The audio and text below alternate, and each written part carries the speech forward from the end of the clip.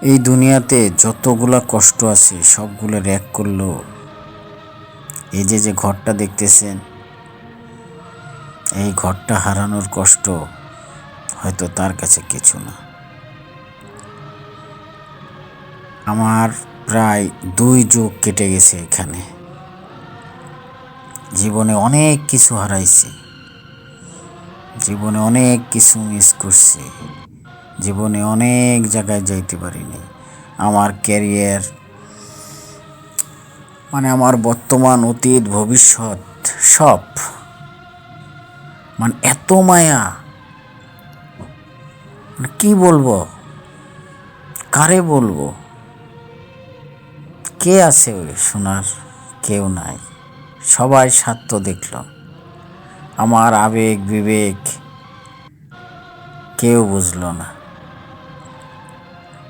এই চোখের ভাষাও কেউ বুঝবে না। এই 2026 এই জানুয়ারি যত ফিরে আসবে শুধু আমিই বুঝবো, কেউ না, একটা মানুষও না। সবাই যার যারটা বুঝলো। টাকা পয়সা গাড়ি বাড়ি সব আসবে, হয়তো এর পিছনে আপনাদের কোনো কিছুই ছিল না, কিন্তু আপনাদেরটা আপনাদেরই থাকতো। আমি শুধু কেয়ারটেকার, পাহারাদার ছিলাম, আর কিছুই চাইছিলাম না। চাইছিলাম আপনাদেরই থাক। না নিজে পাইলেন, না কাউরে পাইতে দিলেন, না সম্মান নিয়ে যাইতে দিলেন। এই অপমান, এই লজ্জা, এই কটু কথা আল্লাহর উপরে ছেড়ে দিলাম।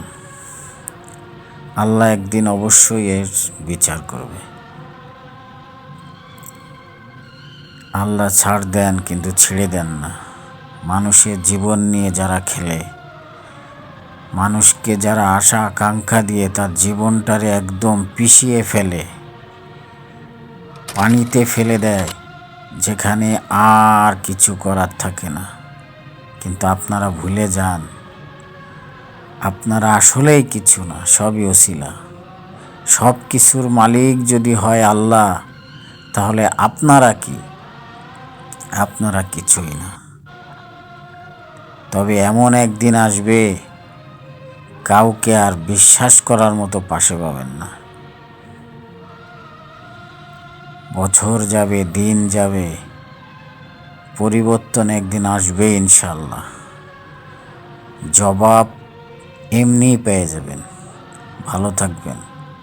আল্লাহ হাফেজ।